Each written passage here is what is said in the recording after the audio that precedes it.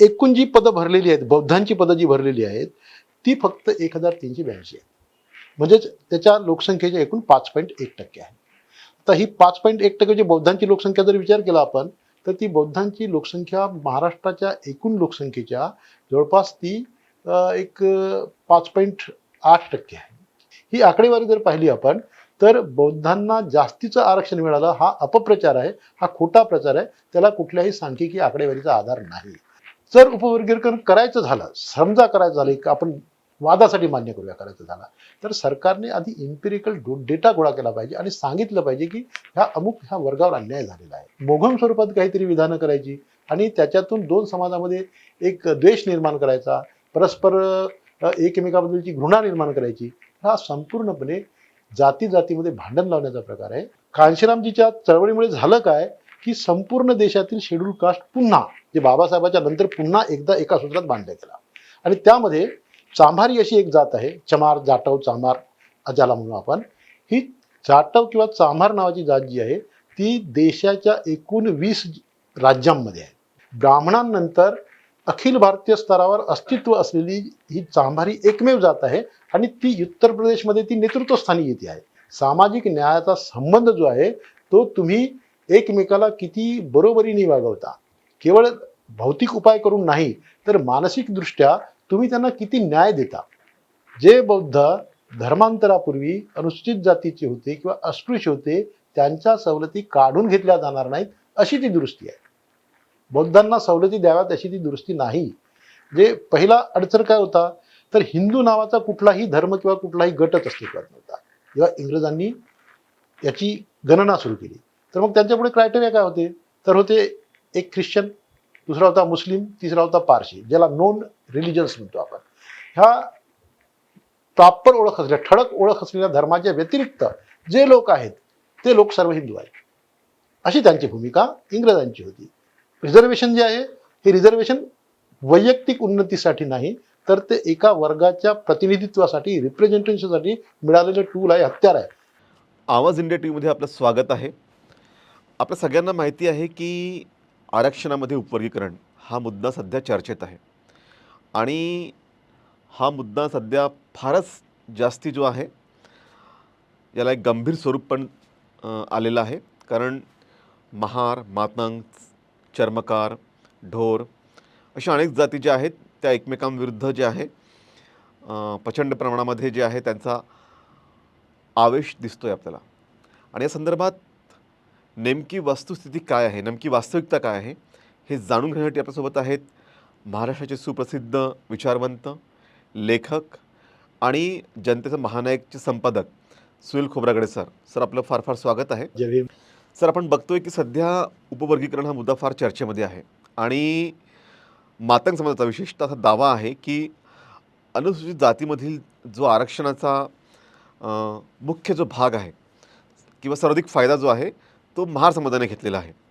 या दाव्याला समर्थन करणारे किंवा खंडन करणारे अधिकृत असे आकडे आणि संशोधन नेमकं काय सांगतात, तुम्हाला काय वाटतं या संदर्भात? मातंग समाजाचा हा दावा जो आहे हा अपुऱ्या माहितीवर आधारित आहे. केवळ एक त्यांना तसं जे त्यांना वाटतं तसं.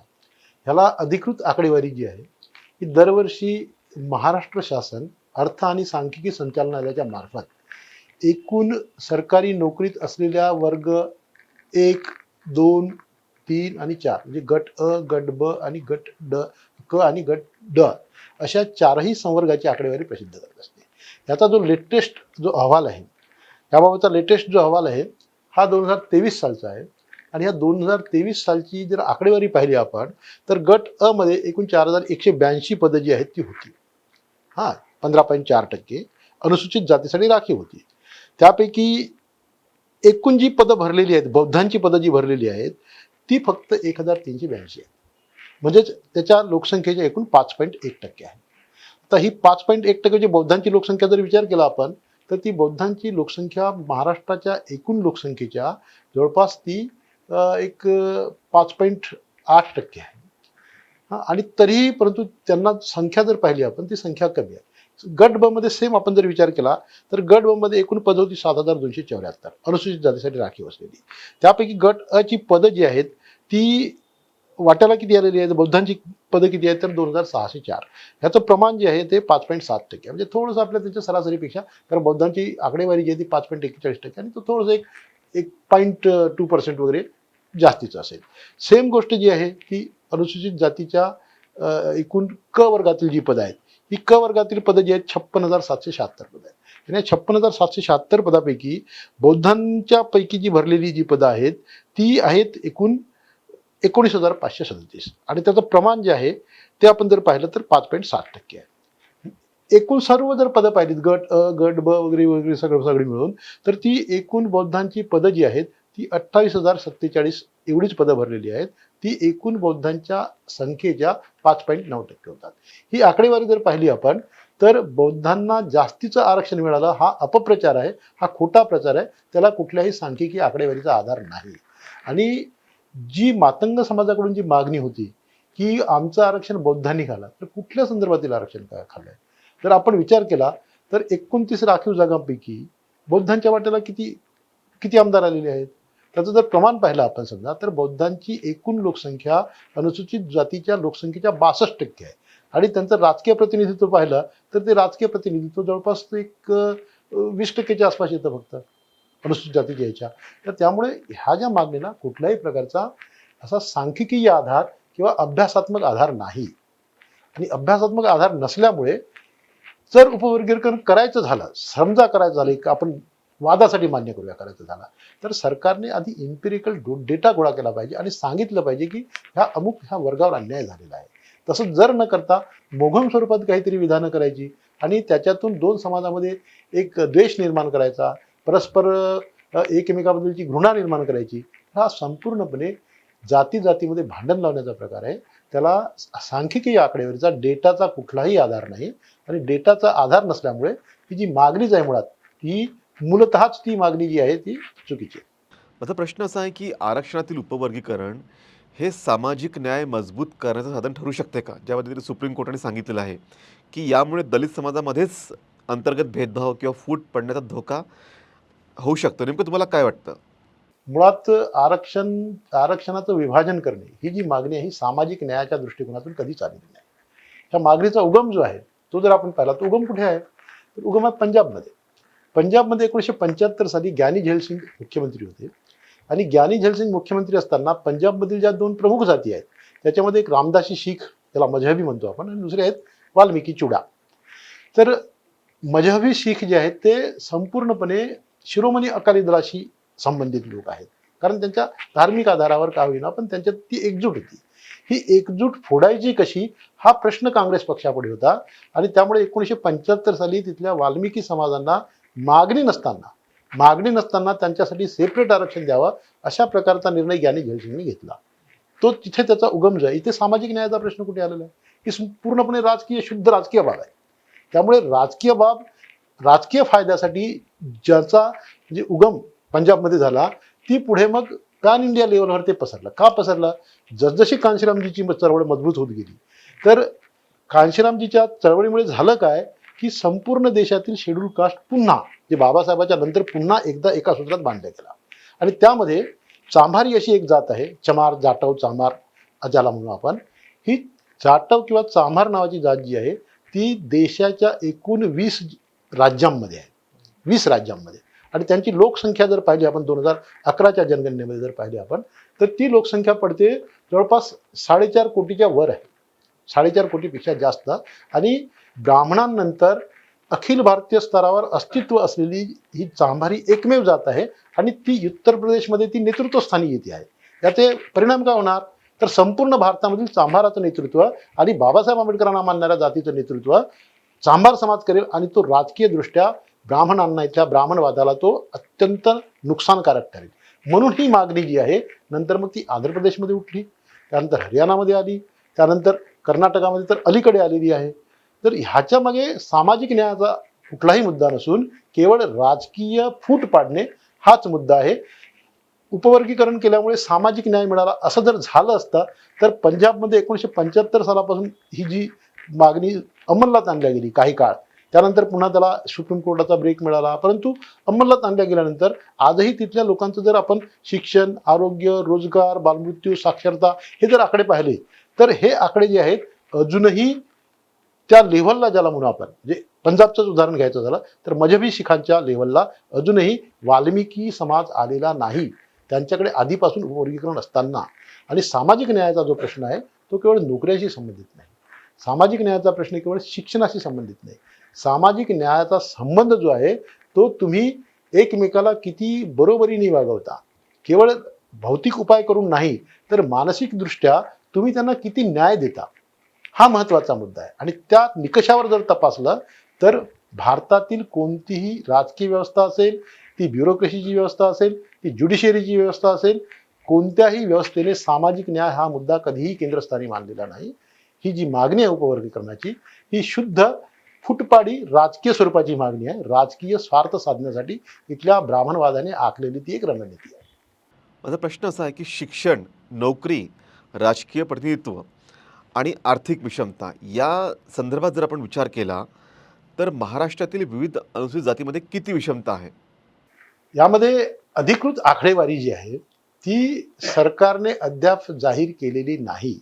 जोपर्यंत इम्पेरिकल डाटा येत नाही तोपर्यंत शिक्षण, रोजगार, आरोग्य, राजकीय बाबी किंवा इतर कोणत्या बाबतीत जे नक्की विषमता काय आहे, नक्की विषमता जर मोजायची असेल तर सरकारने नक्की आकडेवारी जाहीर केली पाहिजे.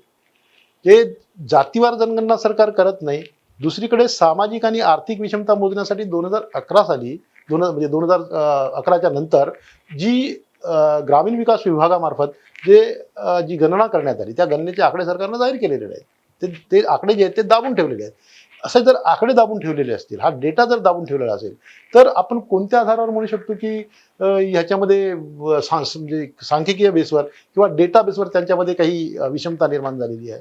ही विषमता जी आहे ही त्यांच्या मानसिक लेवलवर किंवा ते ज्या राजकीय पक्षाचं म्हणजे प्रतिनिधित्व करतात, एखादा व्यक्ती जो कोणत्या राजकीय पक्षात असेल तो आपल्या राजकीय स्वार्थासाठी अशा प्रकारचे जे मिसकन्सेप्शन्स ज्याला म्हणू आपण, हे मिसकन्सेप्शन्स पसरवत असतात.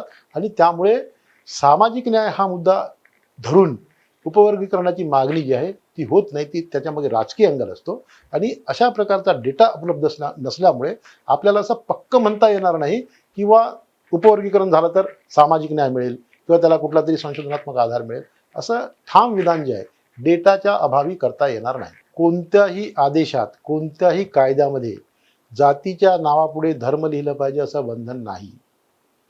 जातीचा दाखला जो आहे त्या जातीच्या दाखल्यामध्ये तुमची जात काय आहे तेवढंच असतं, धर्माचा कॉलम त्याच्यामध्ये नसतो.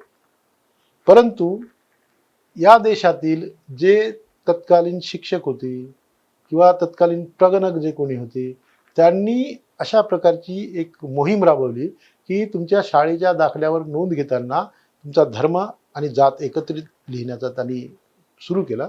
आणि ती प्रथा पुढे कायम राहिली. त्याला संवैधानिक असा आधार नाही. संवैधानिक आधार जर आपण शोधू गेला तर शेड्यूल कास्ट ऑर्डर 1950, अनुसूचित जाती आदेश 1950 जो आहे हा 1950चा आदेश जो आहे हा 1950च्या आदेशामध्ये ही तरतूद आहे की अनुसूचित जाती या फक्त हिंदू धर्मात असतील. मग 1955 साली मास्टर तारासिंहांनी आंदोलन केलं. आंदोलन केल्यानंतर ती पहिली दुरुस्ती झाली शेड्यूल कास्ट ऑर्डर 1950 मध्ये. ती दुरुस्ती काय होती तर एकाच जातीला मानणारे लोक, म्हणजे जसं आपण मजहबी म्हणू, चुडा म्हणू, रामदासी म्हणू, शिकलगार आहेत, ह्या ज्या जाती होत्या त्या हिंदू असतील तर त्यांना रिझर्वेशन मिळत होतं म्हणजे शेड्यूल कास्ट ऑर्डर 1950 नुसार. पण त्या शीख असतील तर त्यांना रिझर्वेशन मिळत नव्हतं.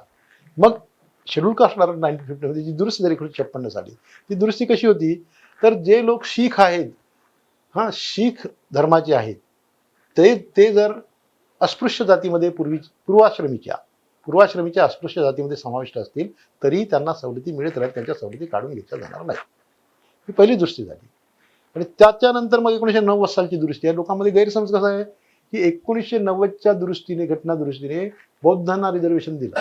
बौद्धांना रिझर्वेशन अद्यापही देण्यात आलेलं नाही. जे बौद्ध धर्मांतरापूर्वी अनुसूचित जातीचे होते किंवा अस्पृश्य होते त्यांच्या सवलती काढून घेतल्या जाणार नाहीत अशी ती दुरुस्ती आहे. बौद्धांना सवलती द्याव्यात अशी ती दुरुस्ती नाही. आणि त्याच्यामुळे जातीच्या नावापुढे धर्म लिहिला पाहिजे ही सक्ती जी आहे, ही सक्ती कोणत्याही प्रकारे संवैधानिक नाही.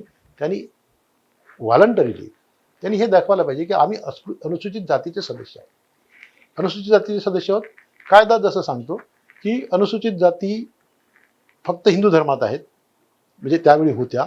त्याच्यानंतर हिंदू धर्मातून ज्यांनी धर्मांतर केलं, ते शिखामध्ये केलं असेल, बौद्धांमध्ये केलं असेल, त्यांच्या सवलती काढून घेतल्या जाणार नाहीत. म्हणजे आज जरी ते बौद्ध झालेले असतील तरी पण ते पूर्वाश्रमीचे अस्पृश्य होते, शेड्यूल कास्ट होते, या आधारावर त्यांना सवलती मिळत राहतील.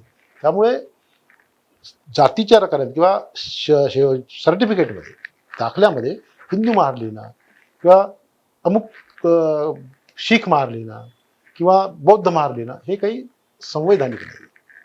त्याला संविधानाचा कुठल्या प्रकारचा बेस नाही आहे. शेड्यूल कास्टचा जो दाखला असेल त्या शेड्यूल कास्टच्या दाखल्यामध्ये तुम्हाला दाखवावं लागेल की बुवा हे अनुसूचित जातीचे आहेत. शेड्यूल कास्ट ऑर्डर 1950 यांचा समावेश होता, एवढं दाखवणं पुरेसं. ब्रिटिश काळापासून आणि आंबेडकरी चळवळीच्या प्रवासापर्यंत ज्या काही दलित जाती महाराष्ट्रात आहेत त्यांच्या विकासामध्ये कोणते महत्त्वाचे असे घटक आहेत जे तुम्हाला वाटतं की त्यांनी फार प्रभाव निर्माण केलेला आहे?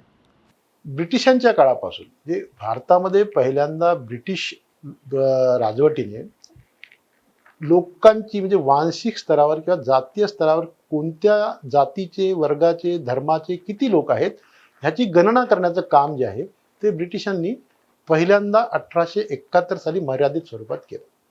त्यानंतर व्यवस्थितरित्या सायंटिफिक बेसवर 1882 साली जनगणना ज्याला म्हणू आपण, ती 1882 साली झाली. आणि त्यामध्ये ती जनगणना करणारे जे त्यावेळचे जे प्रमुख आयुक्त जे होते डेन्झिल इबेटसन, त्यांनी ही जनगणना करताना काही क्रायटेरिया लावले. 9 प्रकारचे क्रायटेरिया होते. जे त्यांचा हिंदूंशी संबंध कसा आहे, त्यांच्या घरी ब्राह्मण पुजारी येतो का, ब्राह्मण त्यांच्याकडून पाणी स्वीकारतात काय, ते लोक त्या लोकांना देवळात प्रवेश मिळतो काय, म्हणजे अशा प्रकारचे 9 कसोट्या त्यांनी लावल्या. आणि त्या 9 कसोट्याच्या आधारावर हा हिंदूंपासून एक स्वतंत्र समूह आहे, हिंदूंचा भाग नसलेला परंतु हिंदूंशी संबंध असलेला हा एक वेगळा समूह आहे, हे पहिल्यांदा त्याने दाखवून दिलं. त्यानंतर 1911 साली जे एच हटन आले. जे एच हटननी अतिशय शास्त्रशुद्ध पद्धतीने त्याला एन्थ्रोपोलॉजिकल बेसिस, त्याच्या कसोट्या लावून अत्यंत शास्त्रशुद्ध पद्धतीने त्यांनी जनगणना केली. 1921ची जनगणना, 1931ची जनगणना जे एच हटनच्या नेतृत्वाखाली झाली. आणि हटन साहेबांनी जे क्रायटेरिया लावले ते अत्यंत शास्त्रशुद्ध क्रायटेरिया होते. आणि त्याच आधारावर डॉक्टर बाबासाहेब आंबेडकरांनी असं प्रतिपादन केलं की हा जो समूह आहे हा समूह हिंदूंपासून वेगळा असा स्वतंत्र समूह आहे. जे पहिला अडचण काय होता तर हिंदू नावाचा कुठलाही धर्म किंवा कुठलाही गटच अस्तित्वात नव्हता. जेव्हा इंग्रजांनी याची गणना सुरू केली तर मग त्यांच्यापुढे क्रायटेरिया काय होते तर होते एक ख्रिश्चन, दुसरा होता मुस्लिम, तिसरा होता पारशी, ज्याला नोन रिलिजन्स म्हणतो आपण. ह्या प्रॉपर ओळख असलेल्या, ठळक ओळख असलेल्या धर्माच्या व्यतिरिक्त जे लोक आहेत ते लोक सर्व हिंदू आहेत, अशी त्यांची भूमिका इंग्रजांची होती. त्यामुळे हिंदू असा विशिष्ट धर्म म्हणून त्यांनी गणना केलेली नाही. आणि ज्या हिंदूंशी काही समूहांचा असा संबंध आहे की ते समूह हिंदू धर्माचा भाग नाही. आणि इथे मग खऱ्या अर्थाने ज्याला जे राजकीय संघर्ष ज्याला जो म्हणतो आपण तो सुरू झाला. बाबासाहेबांनी ही भूमिका ठामपणे घेतली की हे जर हिंदू नाहीत तर त्यांना शिखांना जशा वेगळ्या जागा दिलेल्या आहेत, एंग्लो इंडियन्सना जशा वेगळ्या जागा दिलेल्या आहेत, ख्रिश्चनांना जशा वेगळ्या जागा दिलेल्या आहेत, त्याप्रमाणे ह्या वर्गाला सुद्धा वेगळी तरतूद करून त्यांच्यासाठी वेगळ्या राखीव जागा आणि त्यांच्या शैक्षणिक आणि सामाजिक उन्नतीसाठी वेगळी तरतूद केली पाहिजे. ह्याच आधारावर जातीय निवाडा. जातीय निवाडा आल्यानंतर ह्या जातीय निवाड्याला विरोध कोणी केला? गांधींनी केला, सर्वश्रुत आहे, सर्वांना माहिती आहे. गांधींनी जरी जातीय निवाड्याला विरोध केला तरी परंतु बेसिक सूत्र जे होतं की हे हिंदू धर्माचा भाग नाहीत आणि त्याच्यासाठी विशिष्ट तरतुदीची आवश्यकता आहे, हे बेसिक सूत्र कायम राहिलं. आणि त्याचं प्रतिबिंब जे आहे ते 1936च्या शेड्यूल कास्ट ऑर्डरमध्ये म्हटलं. आणि 1936चा शेड्यूल कास्ट ऑर्डर जो आहे तोच पुढे 1950चा शेड्यूल कास्ट ऑर्डर जो आहे म्हणून कायम झाला. यामध्ये जे मुख्य संघर्ष जो झाला तो राजकीय स्वरूपाचा संघर्ष आहे. आणि बाबासाहेबांना रोखण्यासाठी ह्यामध्ये तत्कालीन काँग्रेसनी सामाजिक मुद्दा घुसडला. तो कसा घुसडला तर चमार महासभा जगजीवनरामच्या नेतृत्वाखाली वेगळी केली, त्यानंतर डोम महासभा वेगळी केली, त्यानंतर नमोशूद्र महासभा वेगळी केली. अशा वेगवेगळ्या जातीच्या संघटना त्यांनी उभ्या केल्या. आणि त्यांनी सांगितलं की आम्हाला स्वतंत्र जागा नकोत, आम्हाला एकत्रित जॉईंट मतदारसंघाच्या राजकीय जागा देण्यात याव्यात. हा सामाजिक मुद्दा घुसडण्याचं महापाप जे आहे ते काँग्रेस पक्षाने केलेलं आहे. आणि त्यामुळे बाबासाहेबांनी असं प्रतिपादन केलं की हा जो समूह आहे, हा शेड्यूल कास्ट ज्याला म्हणतो आपण, अनुसूचित जातीमध्ये ज्या यादी समाविष्ट त्यांना वर्ग म्हणून उभं करताना तो वर्ग कशाच्या आधारावर झालेला आहे, तर तो सांस्कृतिक आधारावर झालेला आहे. तो आर्थिक असमानतेच्या मुद्द्यावर झालेला नाही. कोण किती गरीब आहे ह्या मुद्द्यावर झालेला नाही. त्यांना मंदिरात प्रवेश करता येतो किंवा नाही ह्या मुद्द्यावर हा वर्ग तयार झालेला आहे. हा वर्ग बाबासाहेबांनी इबेटसन आणि हटन हटन याच्या पुढे जाऊन एक महत्वाचा मुद्दा मांडला की भारतामधील कोणताही हिंदू गोमांस खात नाही, परंतु अस्पृश्य जाती अशा आहेत की संपूर्ण भारतभरातील अस्पृश्य जाती गोमांस खातात आणि त्यामुळे ते एका वर्गाचे आहेत. त्यांची इथनिसिटी एक आहे, कल्चर एक आहे त्यांचा, आणि कल्चरल आधारावर हा वर्ग तयार झालेला आहे. आणि त्याच्यामुळे कल्चरल आधारावर जर हा वर्ग तयार झालेला असेल तर ह्या वर्गांच्या उन्नतीसाठी तुम्हाला बेस जे आहेत ते आर्थिक स्वरूपाचे लावून चालणार नाहीत. त्यांची सामाजिक संरचनात्मक स्थान जे आहे, कल्चरल स्थान आहे, ते लक्षात घेऊनच तुम्हाला त्याचा वर्गीकरण करावं लागेल आणि त्या पद्धतीने तुम्हाला त्यांना सवलती किंवा त्यांना जे काही उन्नतीच्या संधी आहेत त्यांना द्याव्या लागतील. तर हे अडसर जे आहेत मुळात आज आपल्यापुढे वर्तमान काळात जे अडसर निर्माण झालेली आहे की जो वर्ग कधीही आर्थिक आधारावर निर्माणच झालेला नाही त्याला आता आर्थिक आधार लावण्यात येत आहे. रिझर्वेशन जे आहे हे रिझर्वेशन वैयक्तिक उन्नतीसाठी नाही तर ते एका वर्गाच्या प्रतिनिधित्वासाठी, रिप्रेझेंटेशनसाठी मिळालेलं टूल आहे, हत्यार आहे. तो क्रायटेरिया जो आहे तो इथल्या न्याय व्यवस्थेने खतम करून टाकलेला आहे, समाप्त केलेला आहे. म्हणजेच आपण ह्या मुद्द्यावर आम्ही ठाम आहोत की आरक्षणाचा, सवलतीचा, सामाजिक न्यायाचा आधार जो आहे तो आर्थिक कधीही नव्हता. तो सांस्कृतिक वेगळेपण, त्यांच्या जे धर्माच्या आधारावर त्यांच्याशी करण्यात आलेला भेदभाव ह्या क्रायटेरियावर आधारित होता आणि त्यामुळे हा क्रायटेरिया कायम ठेवला पाहिजे आणि तो कायम ठेवूनच पुढे आपण वाटचाल करू. एक अंतिम प्रश्न आहे आपल्यासाठी, की महार विरुद्ध मातंग असा जो वाद सध्या सुरू आहे, आपण बघतोय की अनेक ठिकाणी प्रचंड आवेश आहे, प्रचंड रोष आहे, दोन्ही बाजूंनी. इवन अगदी चर्मकार समाज पण रोषमध्ये आहे. तर यामध्ये नेमका राजकीय शक्ती ज्या आहेत किंवा जे बाह्य शक्ती आहेत यांची भूमिका किती आहे? कारण आपल्याला जाणवतं की अनेक वर्षापर्यंत या जाती एकत्र होत्या, पण गेल्या काही वर्षापासून या जातींमध्ये तेढ निर्माण करण्याचा किंवा तंट निर्माण करण्याचा प्रयत्न होत आहे. तुम्हाला नेमकं काय वाटतं? महार विरुद्ध मातंग हा जो संघर्ष जो आहे हा आत्ताचा नाही आहे. बाबासाहेबांच्या काळापासून मातंग समाज जो आहे हा मातंग समाजातील काही लोक, मातंग समाज असं नाही म्हणत मी, मातंग समाजातील काही लोक आपल्या स्वतःच्या वैयक्तिक स्वार्थासाठी ते काँग्रेस पक्षासोबत गेले. त्यावेळच्या काँग्रेस पक्षावर काँग्रेसनी योग्यता नसलेल्या माणसांना मोठं केलं डॉक्टर बाबासाहेब आंबेडकरांच्या समोर पर्यायी नेतृत्व उभं करण्यासाठी. त्यामध्ये मग जर आपण पाहिलं तर देवराव कांबळे असतील, त्यामध्ये ते तत्कालीन एक नेते होते मस्के नावाचे, ते नेते होते. तर ह्या वैयक्तिक लाभासाठी आसुसलेल्या लोकांनी याला सामाजिक संघर्षाचं स्वरूप दिलं. मुळात महार आणि मांग हे जे आपण जर पाहिलं, अफगाण युद्धामध्ये महार आणि मांग एकत्र लढलेले आहेत. शिवाजी महाराजाच्या काळामध्ये जेव्हा किल्ल्यांची रखवालदारी आणि लढाया ज्या होत असतात त्या महार आणि मांग एकत्र मिळून लढत होते. महार आणि मांगामध्ये तशा प्रकारचा कुठल्याही प्रकारचा सांस्कृतिक संघर्ष नाही. हा संघर्ष जो निर्माण करण्यात आलेला आहे, जेव्हा डॉक्टर बाबासाहेब आंबेडकरांचं नेतृत्व प्रखरपणे पुढे यायला लागलं आणि त्याला इंग्रजांनी त्या नेतृत्वाला भारतातील अस्पृश्यांचं एकमुखी नेतृत्व म्हणून मान्यता दिली आणि हे बाब जी आहे ती खोडून काढण्यासाठी गांधींनी, तत्कालीन काँग्रेसच्या नेत्यांनी हा वाद निर्माण केला. हा राजकीय स्वरूपाचा वाद आहे. ह्याच्यामध्ये कुठल्याही प्रकारचा असा ज्याला म्हणून आपण कल्चरल स्वरूपाचा किंवा त्यांच्यात मनोभूमिकेतच जे वेगळेपणा आहे अशातला वाद नाही. इतिहास काळात जेव्हा जेव्हा कुठे उल्लेख येतो तेव्हा महारमांग हा एकत्र उल्लेख येतो. जेव्हा जेव्हा संघर्षाची, जसं अफगाण युद्धाचं उदाहरण सांगितलं, अफगाण युद्धामध्ये इंग्रज पराभूत होता. फक्त 16 लोकांनी, त्याच्यामध्ये ह्या 16 लोकांमध्ये फक्त एक चार मुस्लिम होते, मुस्लिम सैनिक, आणि बाकीची 12 लोक जी महारमांग मिळून होती. त्या लोकांनी ही हरलेली लढाई जिंकून आणली. त्यांची नावं अजूनही तुम्हाला अलेक्झांड्रिया स्कूलच्या भिंतीवर लिहिलेली आढळतील तुम्हाला. म्हणजे महार आणि मांग जो आहे कल्चरली दृष्ट्या एकत्रित लोक होते, त्यांच्यात राजकीय फूट पाडण्यात आलेली आहे. ऐतिहासिक दृष्ट्या ह्याच्यामध्ये असा म्हणावा असा संघर्ष नाही. ते पूर्णपणे काय झालंय की त्याच्यात निश्चितपणे तोटा निश्चित आहे. तो तोटा कोणाचा किती आहे हे आज आपल्याला सांगता येणार नाही.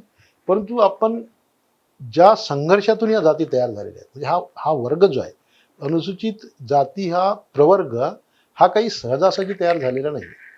ह्याच्यासाठी जे डॉक्टर बाबासाहेब आंबेडकरांनी केलेला एक मोठा संघर्ष कारणीभूत आहे. म्हणजे 1919 साली पहिल्यांदा डॉक्टर बाबासाहेब आंबेडकरांनी जे लोथियन कमिटीला जे निवेदन दिलं, तेव्हापासून 1936 साली शेड्यूल कास्ट ऑर्डर बनेपर्यंत, जाहीर होईपर्यंत डॉक्टर बाबासाहेब आंबेडकरांनी ह्या जातीला एक वर्ग म्हणून उभा केलेला आहे. वर्ग, क्लासच्या आधारावर केलं. वर्ग उभा होतो म्हणजे काय होतो की त्याच्यामधील ज्या जातींचं जे अस्तित्व आहे ते वर्गामध्ये लोप पावतात आणि एकत्रितरित्या संघर्ष करण्याची त्यांच्यामध्ये भावना निर्माण होते. आणि ती भावना निर्माण झाल्याचं आपल्याला शेड्यूल कास्ट फेडरेशनच्या स्थापनेपासून दिसतं की शेड्यूल कास्ट ह्या प्रवर्गाच्या आधारावर एक राजकीय पक्ष उभा झाला. त्या राजकीय पक्षांनी म्हणजे संविधानाच्या निर्मितीमध्ये आपले सजेशन्स दिले. ठिकठिकाणी त्यांना रिप्रेझेंटेशन मिळालं अनेक ठिकाणी. तर अशा प्रकारे आकडेवारी झाली, गोळा झाला, म्हणजे संपूर्ण माहिती मिळाली आणि तरी त्याच्या आधारावर जर वर्गीकरण झालं तर हा वर्ग जो आहे हा वर्ग विभाजित होण्यामध्ये त्याची जी सौदाशक्ती ज्याला म्हणतो आपण, त्याच्या एक जी बार्गेनिंग पॉवर जी आहे ती बार्गेनिंग पॉवर कमी होण्यामध्ये होईल आणि त्याचा काहीही फायदा एखाद्या कुठल्या जातीला मिळेल असं मला तरी वाटतं. तर हे होते सुनील खोब्रागडे सर, ज्यांनी सांगितलं की आरक्षणातील उपवर्गीकरण हा मुद्दा सध्या चिंतेचा आहे आणि याच्यावर फार सकारात्मकपणे, विचारपणे जे आहे पाऊल टाकले पाहिजे आणि दोन्ही गटांमध्ये कसलाही तंटा, वादविवाद न होता सामूहिकपणे जे आहे याच्यावरती विचार विनिमय व्हायला पाहिजे. सर, आपण आपल्यासोबत आलात आणि चर्चा केली त्याबद्दल आपला फार फार धन्यवाद, आभार. थँक्यू, धन्यवाद, जय भीम.